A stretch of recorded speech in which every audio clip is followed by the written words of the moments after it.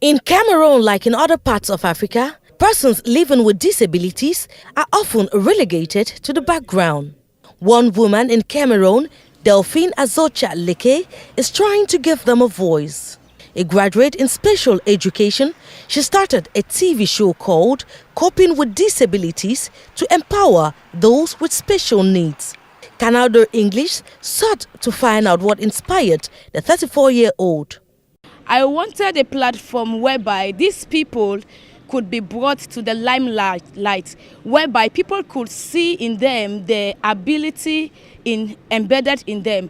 So I came out with this program so that I could be able to tell the society that persons with disabilities are just people like us.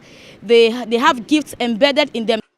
Most persons living with disabilities often isolate themselves. This young advocate wants to change all of that.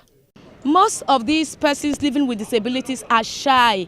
They want to be isolated, and I said no, that if I want them to come to the limelight, the media is a powerful force. So I wanted a situation whereby I could bring these people and interact with them, ask them about their social life and how they cope in their daily activities in order to empower even other persons living with disabilities who think that disability is inability.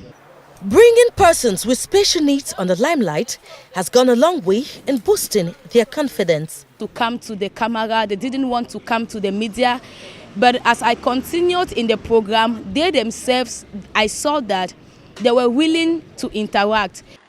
The TV program has been received by her community who laud the program. I've been watching the program. I've been watching this program, Coping with Disability, for a while now, and I think this program is very important. It helps to inform the community about people living with disabilities, and it helps also to let people know that disability is not an inability. You can have a disability, yes, but working and coping with the disability is what people in Cameroon don't have.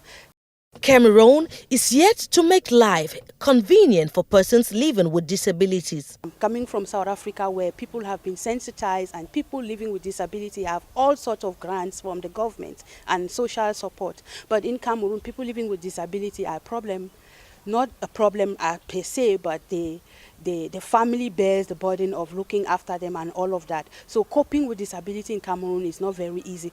A visually impaired man who is a keen follower of Leke Delphine's program feels grateful. As a person living with disability, we thank you and we wish that God should really give you more strength and energy so that you should continue to carry on your activity. Those who follow the program now have a change of mentality on how to interact with persons living with disability.